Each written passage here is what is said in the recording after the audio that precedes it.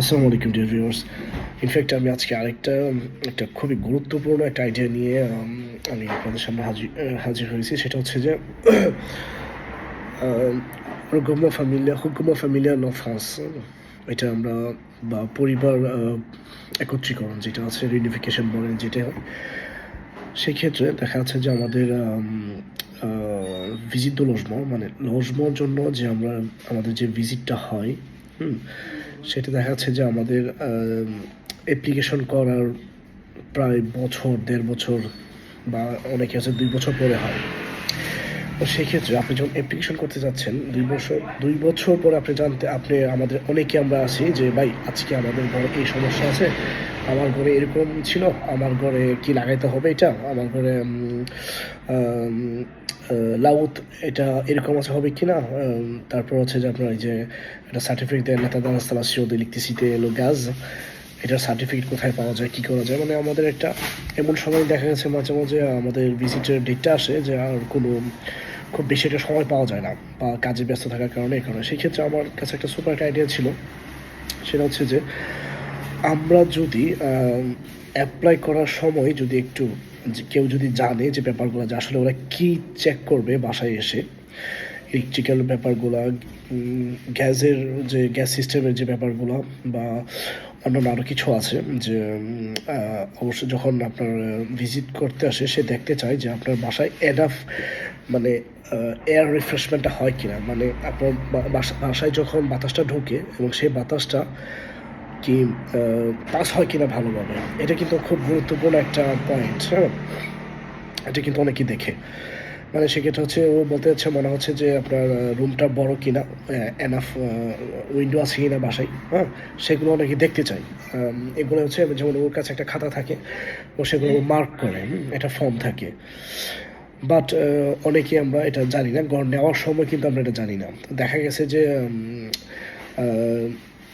অনেক ভাই ১-২ বছর পর তার দেখা গেছে যে তার যখন রেজাল্ট আসে ওপি থেকে রিজেক্ট হয়ে যায়, বলে যে বাসা ছোট বা এয়ার সার্কুলেশন নাই, তারপর হচ্ছে যে বলে যে ইলেকট্রিক বোর্ড যেটা থাকে সেটা একটু উপরে নিচে এরকম অনেক কারণ থাকে, যার কারণে রিফিউজ হয়। সো একটা ইলেকট্রিক বোর্ডের জন্য একটা বাসা রিফিউজ হওয়াটা যে কত কষ্টকর সেটা আমি পার্সোনালি আমি জানি। যার কারণে আমি আজকে এই ভিডিওটা শেয়ার করা। আমি চাই না যে ফিউচারে কোনো ভাই বা বোন এটা সম্মুখীন হোক এই প্রবলেমটার। আমি পার্সোনালি খুবই এটার একটা সাফার করতেছি আজকে ২০১৯ থেকে ২০২৪ ৫ বছর।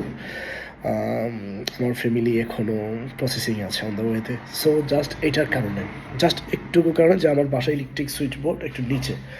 হ্যাঁ, আবার ট্রাইব্যুনাল করলে সময় লাগবে এই অনেকটা। সো আমি চাচ্ছিলাম যে আমি বোঝাতে চাচ্ছি থিমটা হচ্ছে যে যদি মনে করেন ফর এক্সাম্পল আমি জানি, হ্যাঁ, আমাকে যদি বলেন যে ভাই আমার বাসাটা একটু যদি দেখে যাইতেন বা একটু যদি আমাকে একটু পরামর্শ দিতেন, সাজেস্ট করতেন যে কী করা যেতে পারে, হ্যাঁ?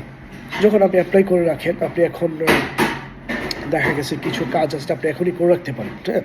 করলে কোনো অসুবিধা নেই। যদি এখন করে রাখেন দেখা গেছে যখন আপনার ভিজিট আপনি দেখেন আপনি থমকিলে আপনার কোনো কষ্ট হবে না বা ওর কাছে যাইতে হবে না যে কী করে আপনার কী নিয়ে কী করতে হবে, যে কী করবে না করে হচ্ছে টেনশন করতে হবে না। সো সেটা আর কি, যদি আপনারা এখন আলহামদুলিল্লাহ আমি জানি, আমি সাফার করছি যেহেতু আমি জানি এটা এখন যে কী বাসা কোন কোন ক্ষেত্রে এটা দেখে। আর স্যালারি তো সবই জানেন, স্যালারির ক্ষেত্রে সবাই জানেন যে স্যালারি কত টাকা হইতে হবে, স্পিড কত হইতে হবে এবং ফ্যামিলি অনুযায়ী যে আপনার বাসাটা কত মেটকার হইতে হবে।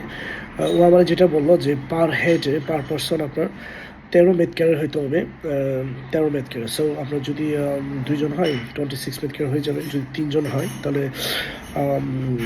৩-১৩ ৩৯ মেটকার লাগবে। সো চারজন হলে সো আপনাকে মাল্টিপ্লাই করতে থাকবেন আপনি ১৩ দিয়ে, যেটাও আমাকে বলছিল আর কি।